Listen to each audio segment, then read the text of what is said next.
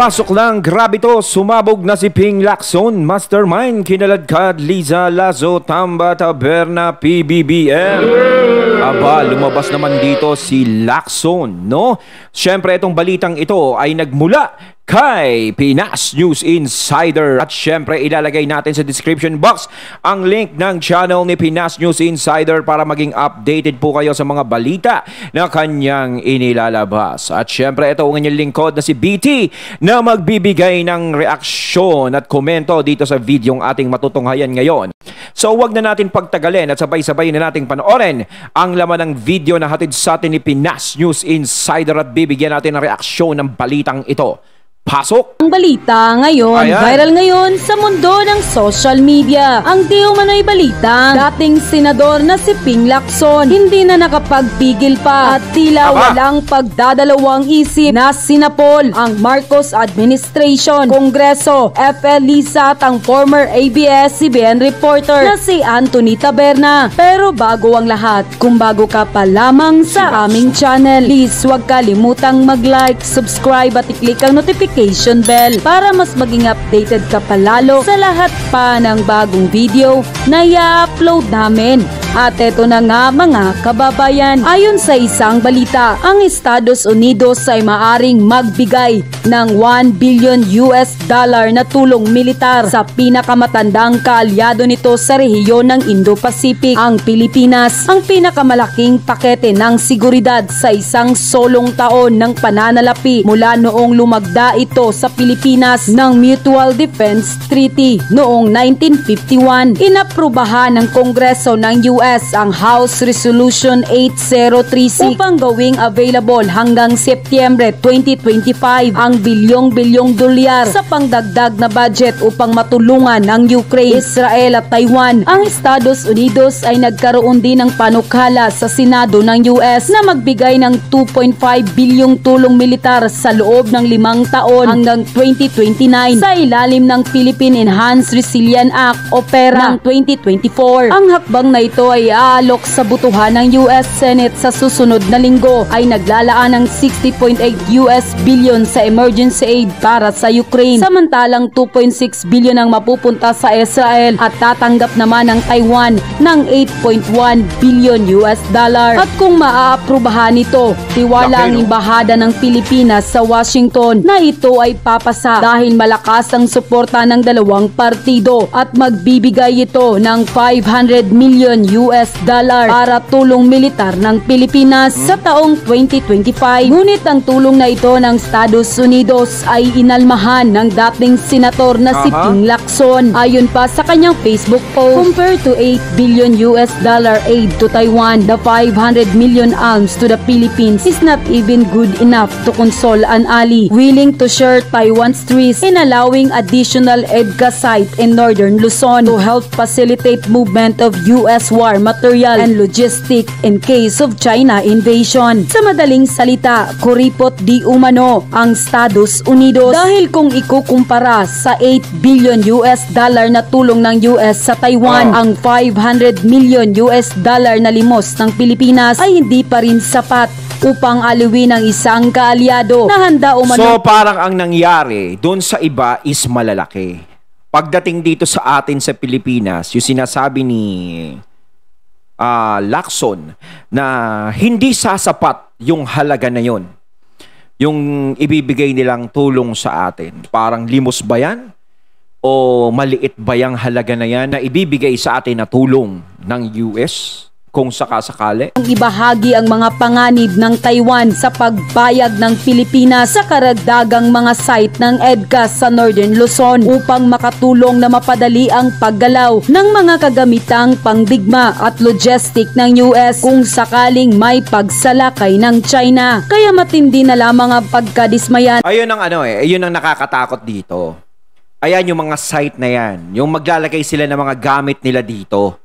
Kung tutuusin, kung sakaling sasalakay man ang China dito sa atin, dito sa bansa natin, no, hindi naman talaga tayo yung punteriya nila. 'Di ba?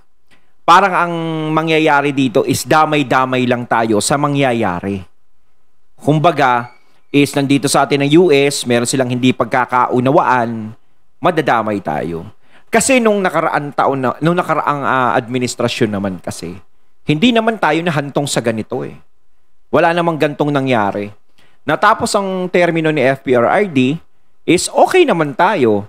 Wala namang nakuhang dagat sa atin, walang nakuhang lugar. Yung China, hindi naman masyadong naggagaganyan. Kumbaga ngayon lang talaga naggagaganyan yung China. Kasi syempre parang inisip lang siguro nila na, oh, tropa nyo kami nung una, ngayon tinatabla nyo kami. Okay? Kasi syempre, eto rin. Kaya din sila tinabla kasi sa ginagawa nga nila yan. Gaya ng pambubuli sa atin, panghaharas sa atin. Pero bakit na-control naman ng mga dati? Nung dating administrasyon? Diba? Kumbaga parang nadagdagan na lang yung inis nila ngayon eh. Parang yung sinasabi nilang West Philippine Sea, yung agreement dyan, yung usapan dyan, is nadagdagan na lang ngayon dahil parang nababalitaan nila na tayo nakikipag-anim sa US at pinapayagan silang magtayo ng mga site dito at parang tinatabla na sila. Kaya parang nagdagdag yun ng trigger sa kanila na, sige, ganun pala ha. Tablahan na pala, parang ganun. Parang kala mo mga ano lang, no? Away kanto-kanto lang. Ng dating senador na si Pampilo Lacson sa $500 million military assistant na inaprubahan ng United States House of Representatives para sa Pilipinas sa gitna ng tumitinding tensyon ngayon sa South China Sea. Binigyan din ng dating senador, "There is no feeling of entitlement here, only self-respect." End quote. Gayunpaman nagpasalamat ang dating senador kay Representative Darrell Issa sa kanyang symbolic amendment para maambunan ng Pilipinas kahit $500 million at kaya kinumpara nito ang aid ng Taiwan sa Pilipinas ay dahil naalala nito ang dagdag EDCA site sa Isabela at Cagayan na klaro di umano ang intensyon na malapit sa Taiwan. At dahil nga dito, marami sa ating mga kababayan na nagsasabi na tila na real talk ang administrasyong Marcos dahil tila pumapabor di umano ito sa Estados Unidos. Samantala, First Lady Lisa Marcos tila sapul sa isang political scientist si Richard Heydarian matapos nitong magbigay ng komento sa naging pahayag ni FL Lisa kay Vice President Sara Duterte sa ginawang interview ni Anthony Taberna. Ayon pa sa kanya, "Without Sara, I don't think BBM presidency will have ever happened. Bulk of his votes are really Sara Duterte votes." Unquote. Ito ang naging kasi talagang ito yung sinasabing without VP Sara. Ito. Mayroong nagsasabi pala na mga loyalista lahat ng bumoto kay PBBM. Kaya nanalo. Kaya nakakuha ng 31 million votes. Nandoon na nga po tayo. Sige. Pero kung babasihan po natin, kung babasihan po natin yung panahon ng tumakbo si PBBM sa pagka-vice president, di ba, nung naglaban sila ni Leni Robredo, is halos malapit lang ang lamang ni Leni Robredo kay PBBM. Hindi nagkakalayo. So, ibig sabihin, nandudoon yung mga loyalist talaga na bumoto kay PBBM. No? Isa din ako doon. Siyempre, di ba? Isa din ako sa bumoto kay PBBM noon. So, kaya na ito naman ngayong eleksyon ng 2022, nitong nakaraan, is parang napakalayo naman kay Leni yung nangyari. Diba? Hindi kasi natin masasabi na lahat ng loyalists is, ayun na yun, yung 31 million na yun. Halo-halo na yan. Ibig ko sabihin halo-halo.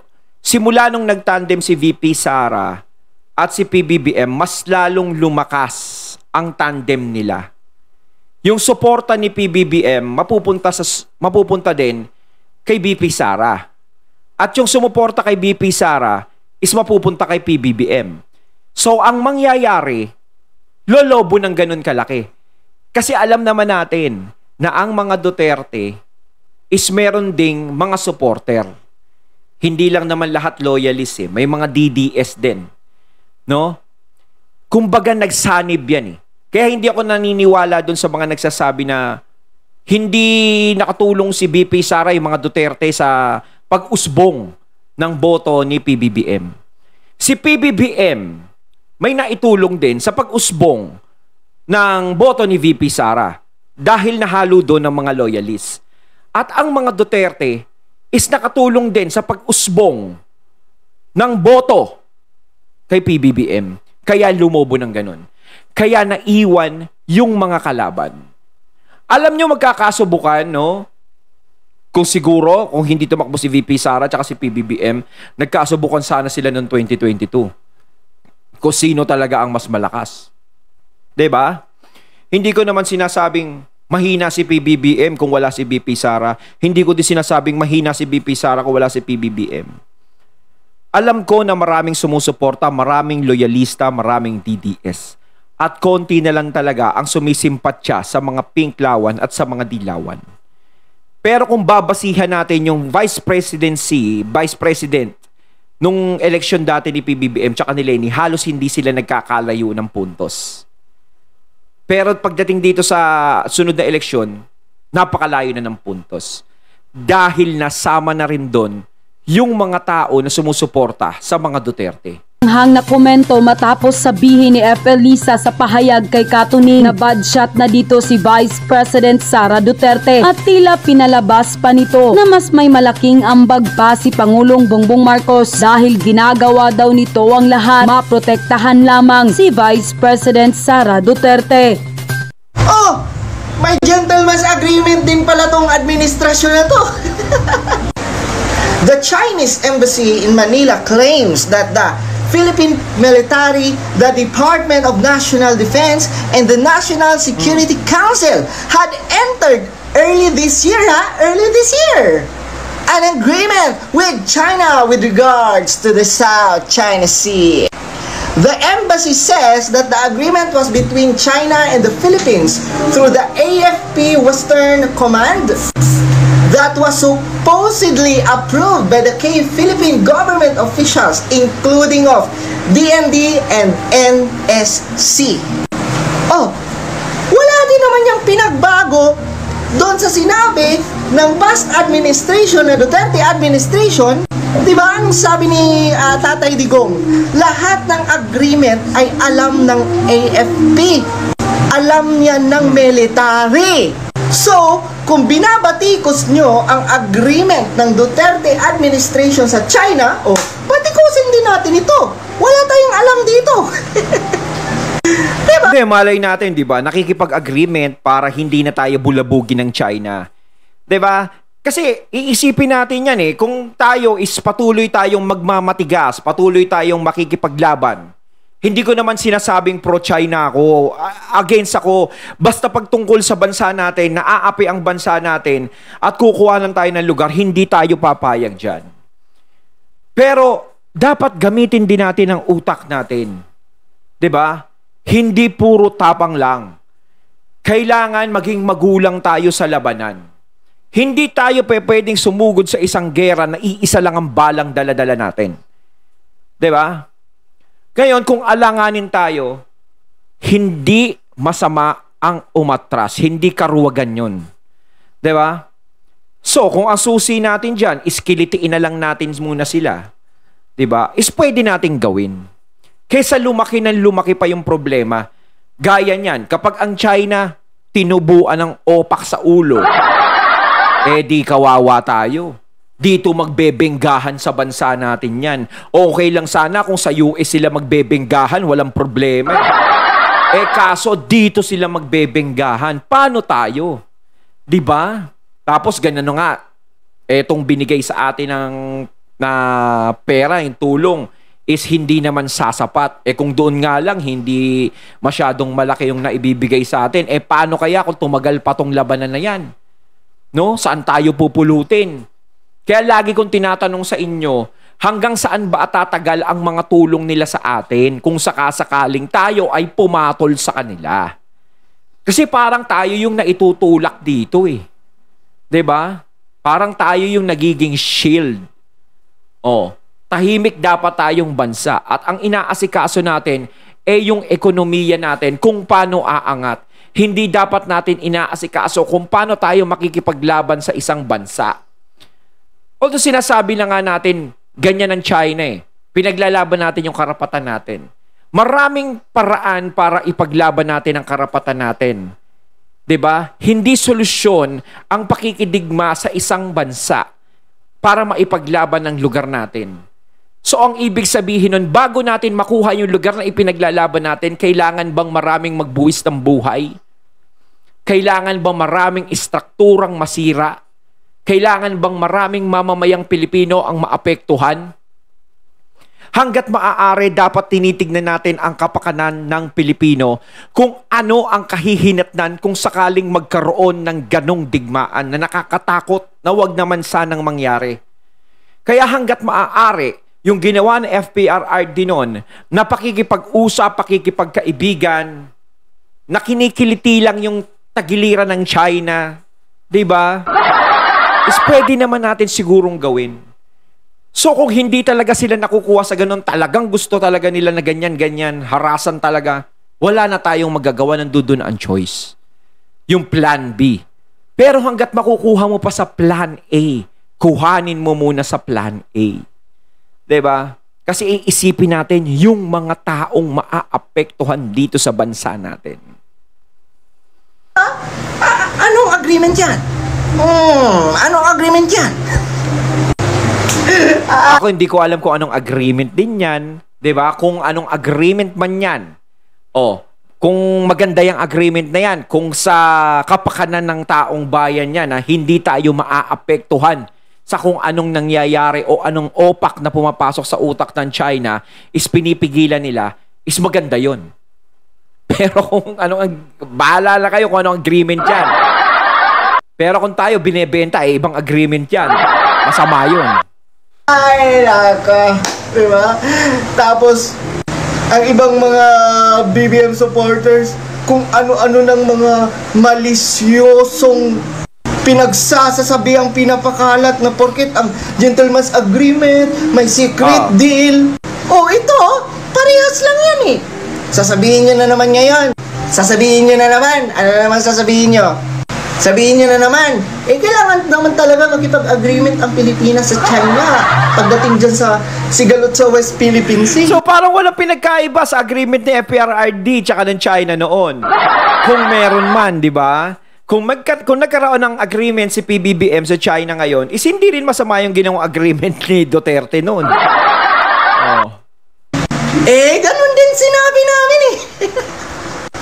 Di ba ang sabi namin, di ba, since meron na yung issue na yan, kada administrasyon talaga, may agreement talaga yan between China para walang gulo. Ayun yung sinasabi. Tignan natin ngayon kung same reaction ba ang makukuha natin sa mga BBM vloggers, di ba, sa mga BBM supporters sa issue ngayon pagdating dito, pagdating dyan sa agreement. Kasi kung hindi, nilalamon nyo lang ang mga sinasabi nyo. Diba? Yang mga suka nyo, kinakain nyo pabalik. Ayun, at ating natunghayan ng video na nagmula kay Pinas News Insider, at syempre natunghayan din natin si Mr. Real Talker. Tindi nun yung kinakain, yung sinuka nyo, kinakain nyo pabalik. Ano kayang agreement naman nung nangyari na ito sa China at sa administrasyon ngayon? Kayo mga katunay, ano kayang agreement yun? Comment nyo lang sa comment box. So once again, I'm BT and I'm out. Peace.